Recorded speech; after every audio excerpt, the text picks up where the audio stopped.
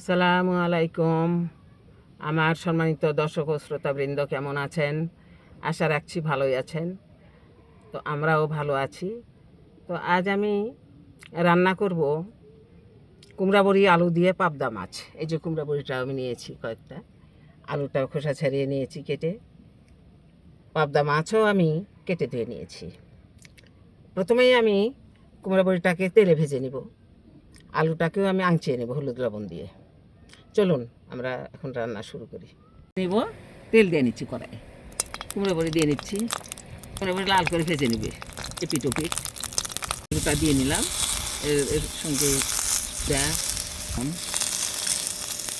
দিয়ে নিলাম, আঁচিয়ে নিচ্ছি এখন আলুটাকে। আমি এখন মূল রান্নায় চলে এসেছি। কড়াইয়ে তেল দিয়ে নিচ্ছি, তেজপাতা, গোটা জিরা,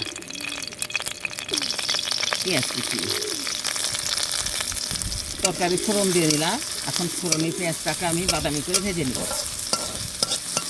ফোড়নের পেঁয়াজটা আমার ভাজা হয়ে গেছে, বাদামি রং হয়ে গেছে। এখন আমি সামান্য পানি দিয়ে নিচ্ছি জিরা বাটা, আদা বাটা, ধনিয়া গুঁড়া, মরিচ গুঁড়া, স্বাদ মতো লবণ, হলুদ গুঁড়া দেওয়া হয়ে গেল। এখন আমি মশলাটাকে কষিয়ে নেব। মশলা কষানো আমার হয়ে গেছে, সুন্দর হয়েছে, কালারও এসেছে সুন্দর, ঘন হয়ে গেছে। এখন আমি মাছ দিয়ে নিচ্ছি।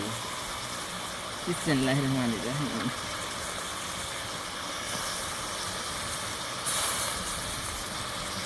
মাছটাকে আমি মশলার মধ্যে একটু কষিয়ে নেব। খুব বেশি কষানো যাবে না, তবে একটু না কষালেই নয়। আমি উঠিয়ে নিব, মাছ আমি উঠিয়ে নিব, কষানো হয়ে গেছে। দিয়ে দেব, আলুটাও দিয়ে নিচ্ছি। কুমড়া বড়ি আলু একসঙ্গে মশলার মধ্যে কষিয়ে নেব। আলু মশলার মধ্যে কষিয়ে নিলাম। এখন আমি পরিমাণ মতো ঝোল দিয়ে নেব। তরকারিতে পরিমাণ মতো ঝোল দিয়ে নিলাম। এখন আমি ঢেকে দেবো, ঢেকে দিয়ে আবারও রান্না করবো। বলক এসেছে, এখন আমি মাছ দিয়ে নিচ্ছি। কষিয়ে রাখা মাছটা আমি এখন দিয়ে নিচ্ছি।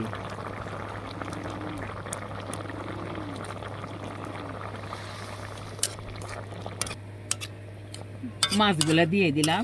এখন আমাকে আরও কিছুক্ষণ রান্না করতে হবে, ঢেকে দিলাম।